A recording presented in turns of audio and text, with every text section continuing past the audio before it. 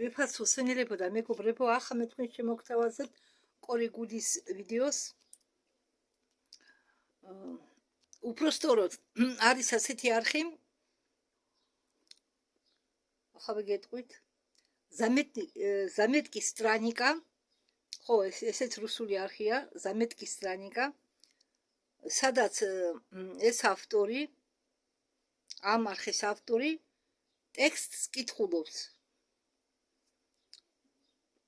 სიახლეებით, რომელიც არის დაკავშირებული გალაქტიკის ჩვენი სექტორის მცველების შეცვლასთან. ანუ хранители, რუსულად მათ ქვია хранители. ხო და ძველი მცველები, ანუ დამცველები, როგორც გინდათ ისე გადათარგმნეთ, აზრი მაინც ერთია, თითქმის მოხდა ამ მცველების შეცვლა. ჩვენი გალაქტიკის ჩვენ სექტორში. მას დავიწყოთ. საიდუმლო კოსმოსური პროგრამების პოზიტიური ალიანსის წარმომადგენელი კორი გუდი ყვება იმაზე, რომ ჩვენ კოსმოსურ დონეზე ჩვენ ყავს მცველები ათობით გალაქტიკისა ჩვენ ლოკალურ გალაქტიკურ გროვაში. ჩვენი საკუთარი გროვის ჩათვლით, რომლებიც მონაწილეობენ გალაქტიკათა შორისო მსჯელობებში და ემზადებიან ახანდელი კოსმოსური ციკლების მსვლელობის შესაძლებლობების გამოსაყენებლად. რამდენიმე წლის უკან კორი გუდი ამბობდა, რომ ჩვენი გალაქტიკის ჩვენი სექტორის პასუხისმგებლები იყვნენ მცველები. მაშინ ეს მცველები წარმოადგენდნენ ოქროსფერ არსებებს სამკუთხედი თავებით, დიახ, არიან ასეთი ჰუმანოიდებიც და წარმოადგენდნენ ცისფერ ავიანებს. მე თქვენ განახეთ ერთ ვიდეოში ცისფერი ფრინველები. აი იმათ უწოდებენ ცისფერ ავიანებს.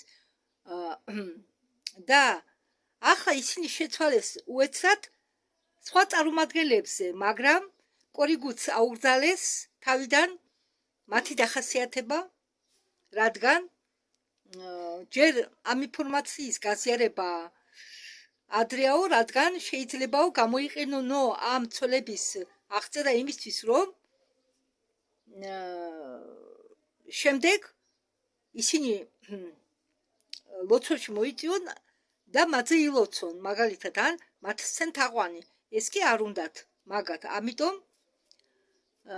ახლა, როდესაც კორი გუდმა მიიღო ნებართვა, რომ ეს ახალი მცველები აღწერა, მან აღწერა ისინი ამდაგვარად.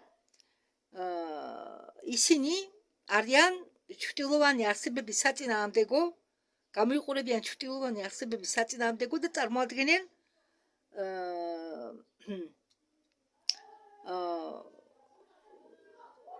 თეთრი ფერის არსებების, წარმოადგენენ არსებების თეთრი ფერის სილუეტებს, ანუ როგორც ჭრტილი, მაგრამ თეთრი ჭრტილი. ანუ წარმოადგენენ თეთრი ფერის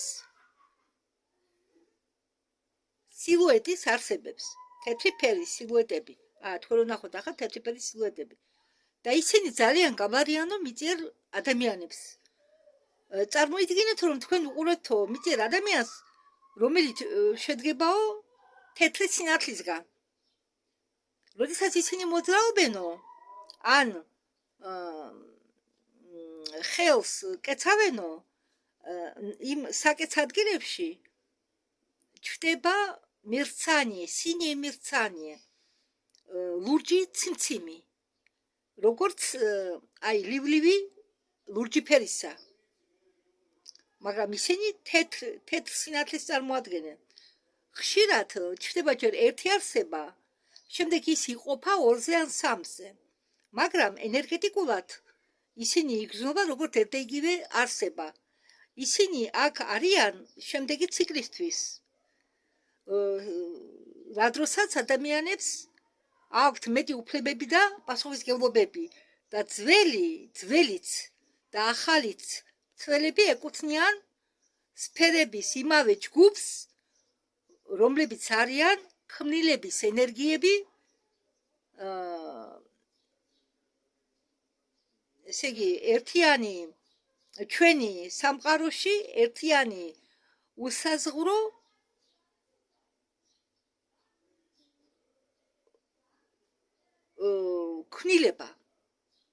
ქმნილების არსება. აი ეს წარმომადგენლები იყვნენ ადრე მცველები ჩვენი სექტორის, galaktikis ჩვენი სექტორისა, ესენი არიან ოქროსფერი ჰუმანოიდები, ესენი კი არიან ავიანები, ცისფერი ფრინველები, ნახევრად ადამიანები, ნახევრად ფრინველები. ეს ორი წარმომადგენლები, ამ ორი წარმომადგენლის თითოეული ჯგუფი იცავდა ადრე ჩვენ სექტორს, galaktikis ჩვენ სექტორს. აი ესენი შემდეგ შეცვალა ახალმა წარმომადგენლებმა.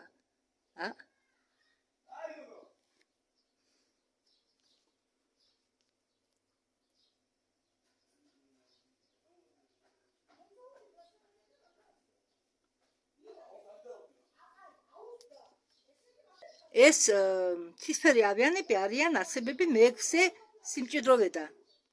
შემდეგი ახალი ამბები. ყოფილი მონაწილე საიდუმლო კოსმოსური პროგრამებისა ემერი სმიტი მოყვა უცხოპლანეტარულ კოსმოსურ ხომალდზე, რომელიც იპოვეს კოსტა-რიკეს მიწისქვეშა ღრუში. და ემერი სმიტი ყვება, რომ ხომალდი, რომელიც მე იქ ვნახე, იყო ძალიან დიდი, სინათლის ხომალდი, შეიძლებოდა ხელი მოგეკიდა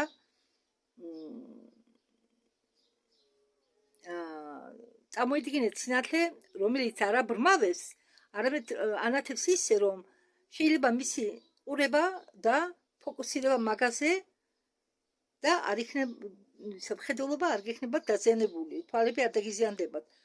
ხომალდში შეიძლება შეხვიდე ნებისმიერ ადგილიდან, საიდანაც თქვენ გინდათ, ოდესღაც დიდი ხნის უკან მან განიცადა ავარია, მაგრამ მისი ენერგეტიკული სისტემა მუშაობს დღემდე, რადგან ის იმყოფება დედამიწის ზედაპირთან ახლოს, ხომალდში შედიოდა და გამოდიოდა იქიდან წყალი, ხო, შედიოდა ალბათ წყალდიდობების დროს, ან მოქცევის დროს შედიოდა წყალი, მიმოქცევის დროს. და რაღაც ნაწილი მიწიერი ფლორისა და ფაუნისა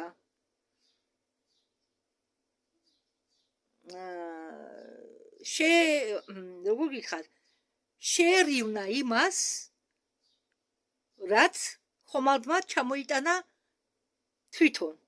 ანუ ხომალდიც იყო რაღაც ფაუნის და ფლორის წარმომადგენლობა და რადგან ეს ხომალდი ზედაპირზე ახლოს იყო ზედაპირთან დედამიწის, კი იცით, თუ დაბალი ადგილები ის აუცილებლად დაიტბორება და ამდაგვარად წყალი შედიოდა ამ ხომალდში და მოხდა, ასე თქვას, შეწყმა.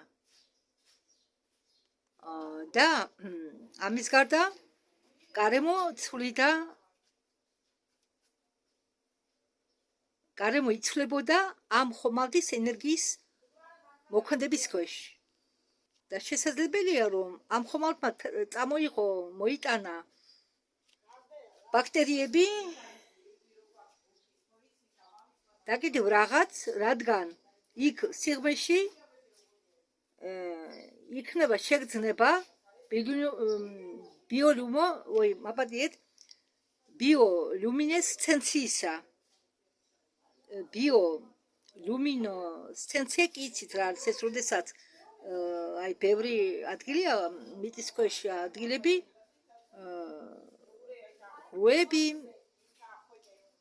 გამოქვაბულებში ერთჯერ ხდება ეს ბიოლუმინესცენციური განათება და ამ ბიოლუმინესცენციური განათებისგან ბაქტერიებისგან, უпростоრად ამ ბიოლუმინესცენციური ბაქტერიებისგან გამოდის სინათლის ყველანაირი ფერი, მე არასდროს მინახიაო ამდაგვარი სინათლე, იქ ატმოსფეროც კი სხვა არის, ვიდრე ზედაპირზეო. სცენარეული ცხოვრება იქ არ გავს იმას, რაც მე მინახავს დედამიწაზე საერთოდ.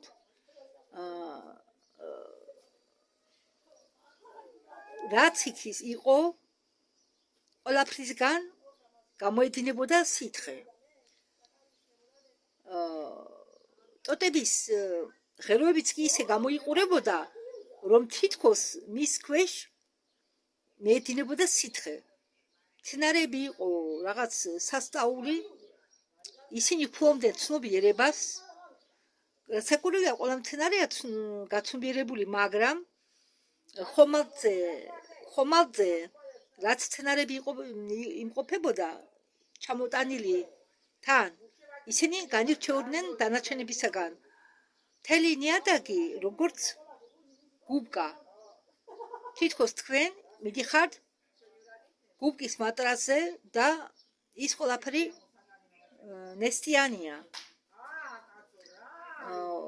ყველგან დარბის წვრილი სიცოცხლე, თაგვისგან დაწყებული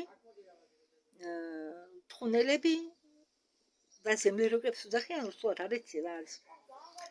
ასე რომ ისინი ძალიან განსხვავდებიან და ასხივებენ ფერებს. ემერი სმითის ნათქვამით ეს იყო განსხვავებული ადგილი იმ ადგილებისგან, რომელიც მას საერთოდ უნახია დედამიწაზე. მაგრამ ის ამტკიცებს, რომ არის პლანეტაზე კიდევ სხვა არაჩვეულებრივი ადგილები, რომლებიც ჯერ არ არის გამოკვლეული. და ასეთი ადგილი, რომელიც არ არის გამოკვლეული, არის არაერთი. აგერ ფოტოზე არის ემერი სმითი. ეს არის ემერი სმითი ახალგაზრდობაში. ახლა ის დაბრებულია ცოტა კი რა ბევრად. აი ეს კოსმოსური ხომალდი. აი ეს ემერი სმითი.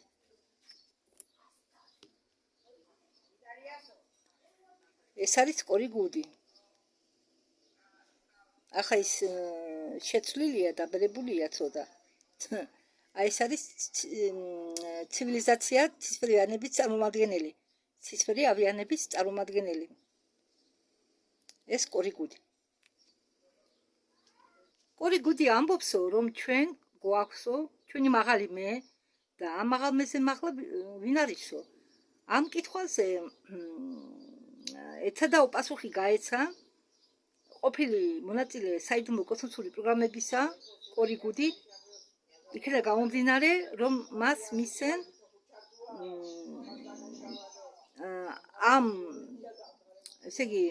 ამ საკითხის ასე ვთქვათ ახსნა და კორიგუდი ამბობს. მაღალი მე მიდის მაღლა და მაღლა, სანამ მე არ გაქრება და არ დარჩება მხოლოდ მაღალი მე. საიდანაც ვარ ჩვენ ხო მაღალი მე ხო ფრაქტალებად იქცევა და ფრაქტალებს უშვებს ხოლმე გასასახიერებლად. ეს მაღალი მე მაღალი, ყველაზე მაღალი, ეს არის საზღვრო შექმნელი. ასე რომ მეორე მხარე სრული აღმავლობისა ეს არის გახდე ღმერთი. აღმავლობა ეს ნიშნავს იმას, რომ ჩვენ ვიზრდებით ცნობიერებაში, სანამ არ ხდებით უფრო და უფრო გამოყოფილები, სანამ არ გახდებით უფრო ნაკლები და ნაკლები ეგოისტები და სანამ არ გახდებით უფრო მეტი და მეტი ერთიანი მთლიანობა და სანამ ჩვენ არ დაუბრუნდებით იმას, რომ გახდეთ ღმერთი. მაშინ ჩვენ დავიბრუნებთ ყველა ამ განცდებს, გამოცდილებებს ერთ უსაზღვრო შექმნელს და ამაში შედგება ჩვენი მისია.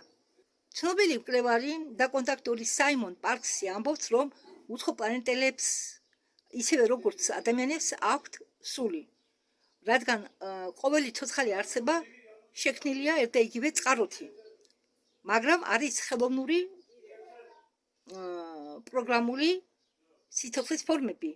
არიან რუხები, რომელთაც არ აქვთ სული და ისინი არიან დაკავშირებული ხელოვნურ ინტელექტს, მაგრამ ზოგის ამ რუხებისგან ზოგს აქვთ სული კოსმოსური ხომალდების ფრინავები კოსმოსური ხომალდების ფრინავებს უნდა ჰქონდეთ სული იმისთვის, რომ ჰქონდეთ საშუალება მიუერთდნენ საბორტო კომპიუტერებს კოსმოსურ ხომალდზე, რომლებიც დაფრენავენ სინათლის სისწრაფეზე უფრო ჩქარა.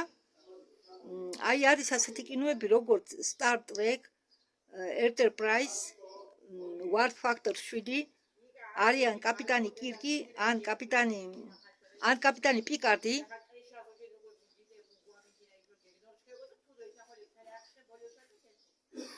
ბრძანებას გასცემს, რომ გაჩერდეს და პილოტი უჭერს კნოპკებს კოსმოსური ხომალდის გასაჩერებლად.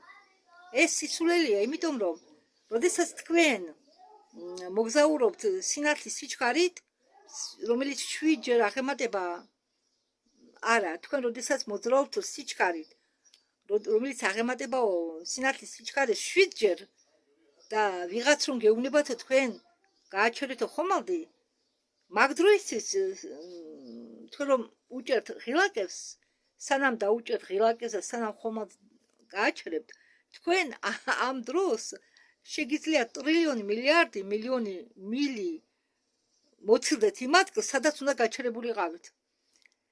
ერთადერთი საშუალება გააკეთოთ ეს, ანუ თუ გაცურვილი შეაჩეროთ ხომალდი, ერთადერთი საშუალება ეს არის ხომალდი შეერთოთ დნმ-თან და სულთან სხეულში, იმიტომ რომ ის ფიქრობს სინათლის სიჩქარეზე უფრო ჩქარა, ამიტომ როდესაც როუზველში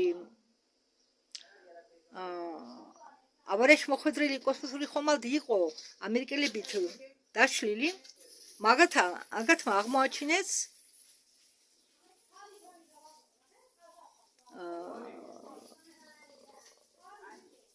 они обнаружили волоконную оптику. ანუ ქართულად ეს ჟღერს თურმე როგორც ოპტიკურ ბოჭკოვანი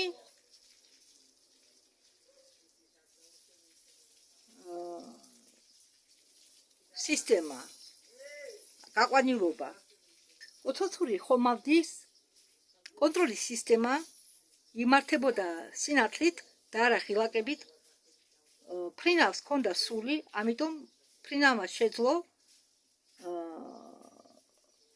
მართვის პულთან ურთიერთობა დაკავშირება უფრო ჩქარა ვიდრე სინათლის სიჩქარე. ეს არის სპარქსი.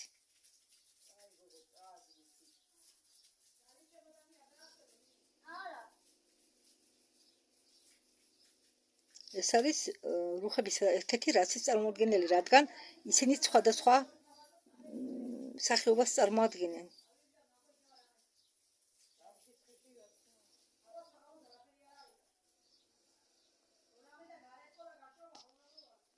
ბევრი ჩვენგანიო, ვინც კითხულობთ ჩვენ არხს, მოვიდნენ აქ იმისთვის, რომ ეს სამყარო შეცვალონ უკეთესობისკენ და დაეხმარონ კაცობრიობას, განთავისუფლდნენ და გააგრძელონ ევოლუცია, ბუნებრივი ევოლუცია. ბევრი რამ ამ მასეთ ადამიანების ცხოვრებაში ხდება არაშემთხვევით. ეს ხდება საჭირო დროს და ეს იყო ყველაფერი წინასწარ განსაზღვრული. მაგალითად, ჩვენ ხვდებით ადამიანებს,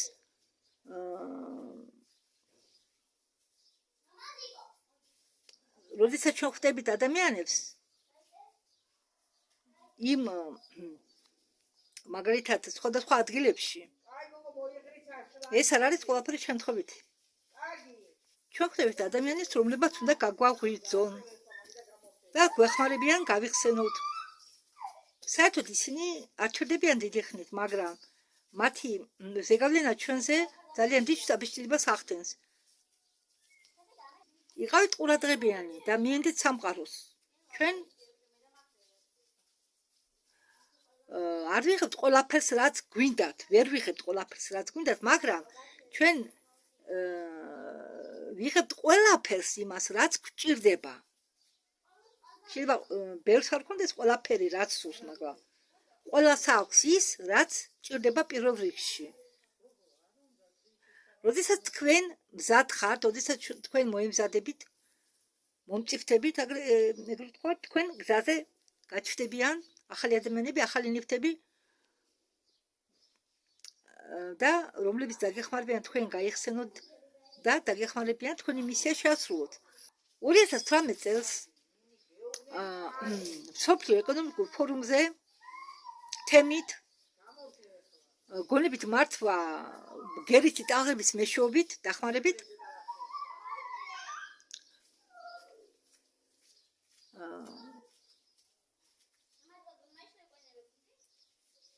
უпростоრად განშის თემა, მსჯელობის თემა იყო ეს, რაც ახლა მე თქვენ გითხარით, გონებით მართვა გერითი ტალღების დახმარებით.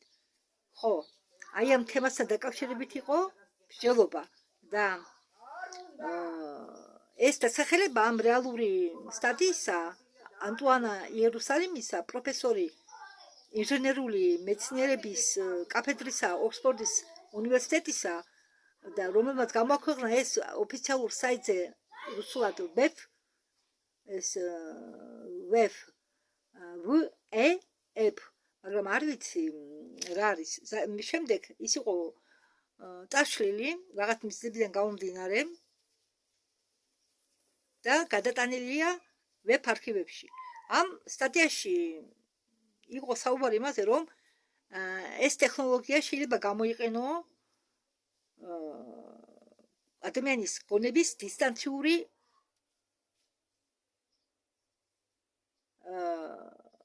ამ ტექნოლოგიით შეიძლება მართო ადამიანის გონება დისტანციური მართვით. ანუ ისეთი ტექნოლოგია, რომელშიც დისტანციურად მართავ ადამიანის გონებას. ხო და ეს ტექნოლოგია, ადამიანის გონებით მართვის ტექნოლოგია, არც ისე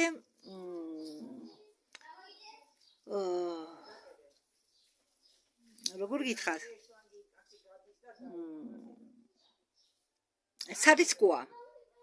სარისკოა ეს ტექნოლოგია, ადამიანის გონებით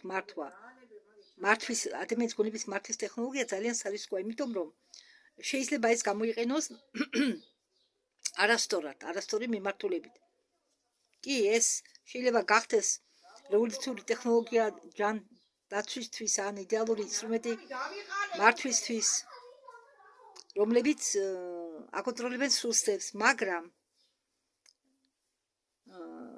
მე არ მინდა ვამტკიცო ის, რომ ყველა მეცნიერები არიანო ბრძნები და გაცნობიერებული არიანო, როდესაც საქმე მიდისო იქამდე, რა შეიძლება გააკეთო, რა არა, მათ ვერ გადაუწყვეტია. ზოგი ჩვენგანი შეიძლება ისე შორს წავიდეს, სანამ შეძლებენო წასვლას. მსოფლიო ეკონომიკურმა ფორუმმა შემოთავაზა ჩიპების ჩანერგვა ციფრული პასპორტებით ტანსაცმელში, იმისთვის რომ ადვილი გახდეს მათი კონტროლი. სიამოვნებაში კი ტანსაცმლის კონტროლისთვის კი არ უნდა ეს ჩიპები დაამაგრონ ტანსაცმელში, არამედ ადამიანების გასაკონტროლებლად, თვალყურის სადევნად. იგეგმება, რომ Microsoft-ის მონაწილეობით ასეთი ტანსაცმელი შემოვაო 2025 წელს, მაგრამ მე არ გამიგონია, რომ ასეთი ტანსაცმელი შემოსულიყო, რომ თქვენ ტელეფონები თან არ ატაროთო, თქვენ მაინც გადანებინო თვალს ზედათია შარბლებით და ჯანდაბას მაპატიეთ ასეთ სიტუაციებში მიწეს ჩაწერა. კარგი, ამით მე დავასრულებ ამ ვიდეოს. მადლობა ყურადღებისთვის. დროებით.